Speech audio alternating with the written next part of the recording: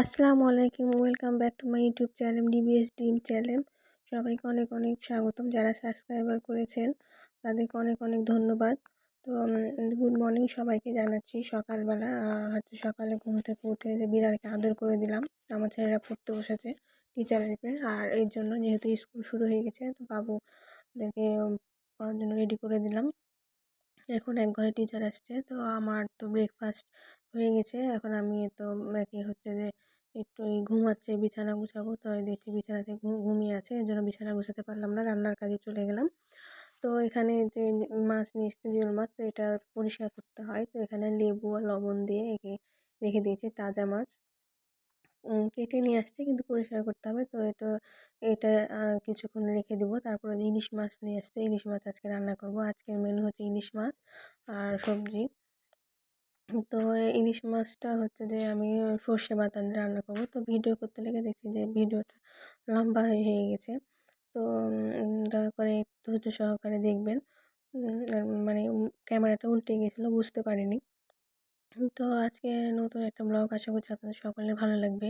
তো আমার ভিডিও যদি আপনাদের ভালো লেগে থাকে অবশ্যই সাবস্ক্রাইব করবেন আর পাশে থাকবেন।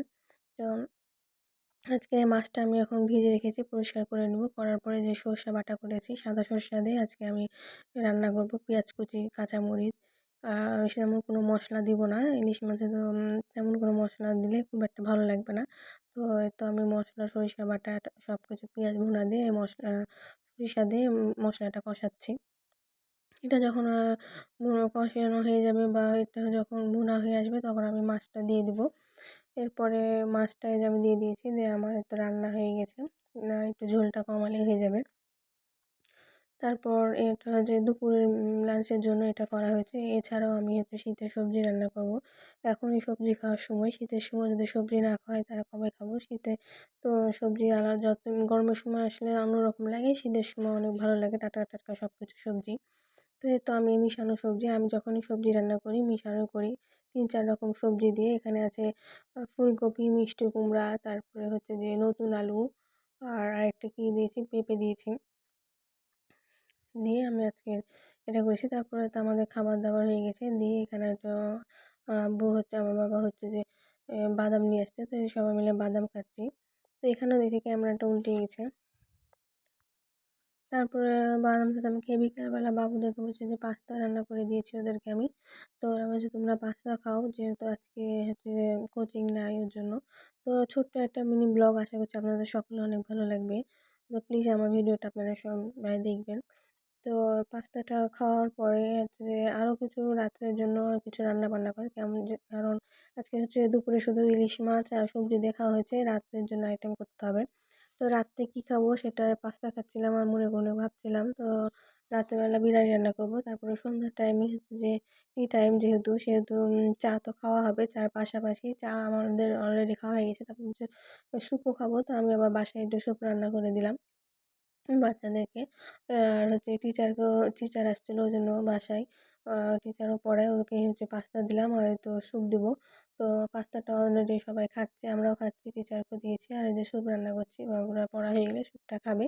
খেয়ে রেস্ট নিয়ে তারপর আমি হচ্ছে যে রাত্রে ডিনারের আইটেম করতে যাব। তো আমি স্যুপটা কীভাবে রান্না করছি সেটা আপনাদের সামনে শেয়ার করছি। এটা হচ্ছে ম্যাগি স্যুপ। এটা, এই স্যুপের ভিতরে আমি হচ্ছে মুরগির মাংস, স্যুপ, কাঁচামরিচ, তারপরে একটু ঝাল ঝাল করার জন্য মরিচের গুঁড়া বা পরিমাণ মতো পানি দিয়ে আর একটু সস দিয়ে আমি এটা হচ্ছে যে বলক তুলবো বেশি অনেকক্ষণ ধরে।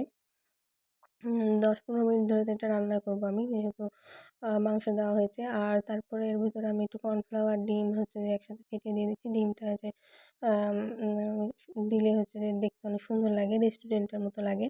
তো এই ডিমটা দিয়ে দিয়েছি। দিয়ে এই ডিমটা আমি আস্তে আস্তে পরিমাণে অল্প অল্প করে দিয়ে বলক ফোটাতে থাকবো। মানে এক হাতে ক্যামেরা করার জন্য সেভাবে ভিডিওটা করতে পারলাম না। অলরেডি আমার ডিম দেওয়া হয়ে গেছে। এখন এটা আমি আস্তে আস্তে এটা আর একটু ঘন আসার জন্য কর্নফ্লাওয়ার গুলিয়ে দিয়ে দিব। তাহলে আজকের মতো ম্যাগি স্যুপ, রেস্টুরেন্টের মতো ম্যাগি স্যুপ রেডি হয়ে যাবে। আশা করছি আপনাদের এই স্যুপ রান্নাটা অনেক ভালো লাগবে। আর আমি এভাবে বাসায় স্যুপ রান্না করি, খেতে অনেক ভালো লাগে। তো সবাই মিলে খাবো। তারপরে এটা খাওয়া দাওয়ার পরে 9টার সময় রান্না করতে যাবো।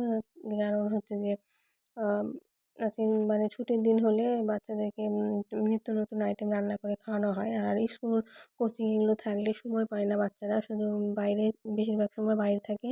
শুধু স্কুল ছুটি হয়ে খাওয়া দাওয়ার সময় বাসায় থাকে। এজন্য তেমনভাবে সেরকমভাবে হয় না, ঝটপট রান্না করা হয় না। অনেকদিন যাবত হলেও স্যুপ খাওয়া হয়নি, তবে একটা স্যুপটা রান্না করি। তো এই তো স্যুপটা আমরা সবাই এখন বসে থেকে খাচ্ছি। তো স্যুপটা দেখতে কেমন হয়েছে বলবেন, কমেন্ট করে জানাবেন। আর তারপরে এছাড়াও এরপরে হচ্ছে যে স্যুপ তো তেমন কোনো জিনিস না, তারপরে একটু বিরিয়ানি রান্না করব। তো আমার অলরেডি মাংস রান্না করা হয়ে গেছিলো, সেভাবে আমি ভিডিও করিনি, একটু তাড়াহুড়োর মধ্যে ছিলাম।